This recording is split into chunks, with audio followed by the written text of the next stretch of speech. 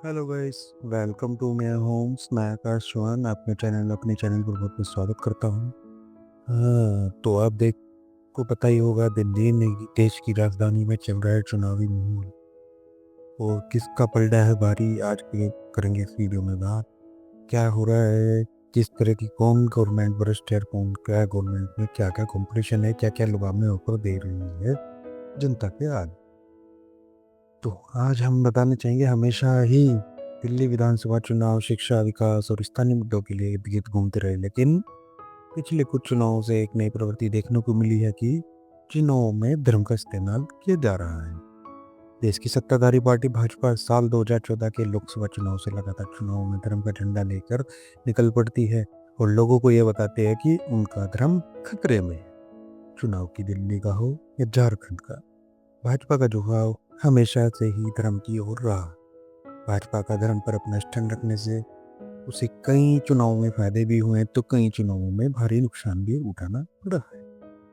2024 का लोकसभा चुनाव ये साफ करता है कि धर्म का झंडा लेकर चलने वाली भाजपा के लिए अब राह आसान नहीं है। उन्हें धर्म की राजनीति से ऊपर उठकर विकास की राजनीति करनी होगी, नहीं तो अगले चुनाव में परिणाम अयोध्या की तरह देखने को मिल सकता है।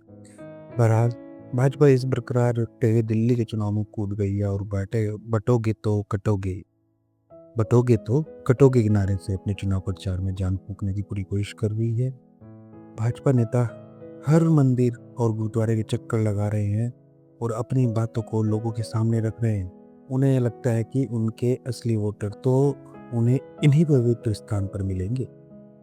हालांकि इस तरह का चुनाव प्रचार भाजपा ने पिछले दिल्ली विधानसभा चुनाव में भी किया था और राम मंदिर पर कोर्ट के फैसले को लेकर अपने पक्ष जमकर ढिंडोरा पीटा था। साथ ही ढिंडोरा पीट पीट कर धुआंधार प्रचार भी किया। वह तो बाद में जनता ने बताया कि उनकी चुनाव प्रचार में सिर्फ धुआं था, धार तो रत्ती भर वही थी। तो पिछले चुनाव से सबक न लेते हुए भाजपा ने इस बार भी पुराने मुंह में ही नजर आ रहे हैं। हालांकि पार्टी ने अपने चेहरे तो जरूर बदले हैं, लेकिन अपने कामकाज में कोई अंतर नहीं आने दिया। इसका अंदाजा तो इसी से लगाया जा सकता है।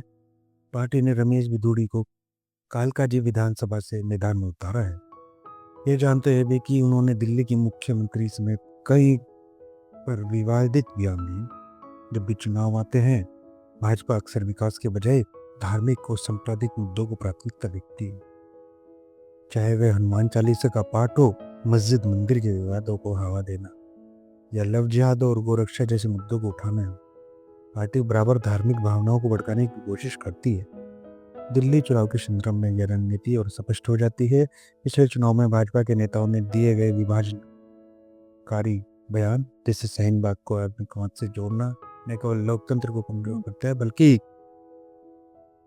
दिल्ली के बहुसंस्कृतिक समाज के ताने बाने को भी नुकसान पहुंचाता है। तो यहीं पर बात करें विकास के मुद्दों से ध्यान हटाने की कोशिश। दिल्ली के लोगों ने प्राथमिकता जो है स्पष्ट है कि शिक्षा, स्वास्थ्य, पानी और परिवहन, लेकिन जब इन मुद्दों पर जवाब देने में असमर्थता होती है तो भाजपा धार्मिक भावनाओं को भटकाकर जनता का ध्यान भटकने की कोशिश करती है। नफरत की राजनीति को बढ़ावा भाजपा के कई चुनावों के दौरान धार्मिक आधार पर विवादित बयान देते हैं, जैसे देशद्रोही को गोली मारो नारे न केवल समाज में नफरत फैलाते हैं बल्कि धार्मिक ध्रुवीकरण को भी बढ़ावा देते हैं। यह राजनीतिक रणनीति न केवल को लोकतंत्र के लिए खतरनाक है बल्कि भारत जैसे धर्मनिरपेक्ष देश की भी आत्मा पर भी चोट करती है। तो एक और वहीं आम आदमी पार्टी ने भी किया धर्म का इस्तेमाल। पिछले दिल्ली विधानसभा चुनाव में आम आदमी पार्टी भी विकास की, शिक्षा, स्वास्थ्य जैसे मुद्दों को जोर शोर से उठाती थी। पार्टी का कहना था कि दिल्ली में विकास की राजनीति केवल आम आदमी पार्टी ही कर सकती है, लेकिन अब आप भी राजनीति में धर्म का इस्तेमाल कर रही है। आम आदमी पार्टी को जो खुद को भ्रष्टाचार विरोधी और विकास की घृणित पार्टी के रूप में प्रस्तुत करती है, लेकिन पार्टी धर्म का सहारा लेना पड़ा। वहीं पर बताता हूँ, आपने देखा होगा केजरीवाल का हनुमान भक्त अवतार।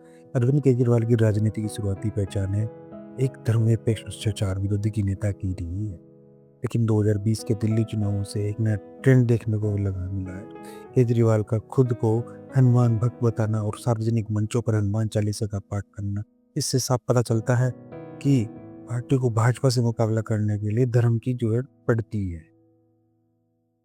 एक बार वहीं मुफ्त रथ यात्रा आम आदमी पार्टी के मुख्यमंत्री तीर्थ यात्रा योजना के तहत दिल्ली के वरिष्ठ नागरिकों को मुफ्त धार्मिक स्थलों की यात्रा करवाई जाती है, चाहे वह अयोध्या में रामलला के दर्शन हो, वैष्णो देवी की यात्रा हो या फिर अमृतसर से स्वर्ण मंदिर का दौरा हो। अब सरकार भी यह योजना धार्मिक राजनीतिकों को बढ़ावा देने का इस संकेत देती है। दिलचस्प बात तो यह है कि जहां भाजपा हिंदुत्व की राजनीति करती है, वहीं आम आदमी पार्टी भी सॉफ्ट हिंदुत्व की राह पर चल रही है। पार्टी के मंत्री मनीष सिसोदिया ने खुद को राम राज्य की संकल्पना से जोड़ते हुए कहा था कि अब सरकार दिल्ली में राम राज्य की परिकल्पना को साकार कर रही है, मगर पार्टी खुद के विकास आधारित राजनीति की प्रतीक बनाती है, लेकिन उसे भी धार्मिक चुनावी नैरेटिव सेट करने की जरूरत पड़ रही है। तो क्या लगता है चुनावी मुहिम में तो ये धर्म की राजनीति जो हो रही है किस टाइप से हो रही है आप देख रहे हैं, तो क्या आप किसे सपोर्ट करना चाहेंगे दिल्ली की सरकार बनाने के लिए, भाजपा या आम आदमी? तो वीडियो कुछ जो भी आपको अच्छा लगे, यदि आप समझ में आए तो आप जिस सरकार को भी चाहते हैं अपना कीमती वोट उसे दे और वोट जरूर करें और अपनी गवर्नमेंट को जरूर चुनिए। तो आज के लिए इतना ही। जय हिंद, जय भारत।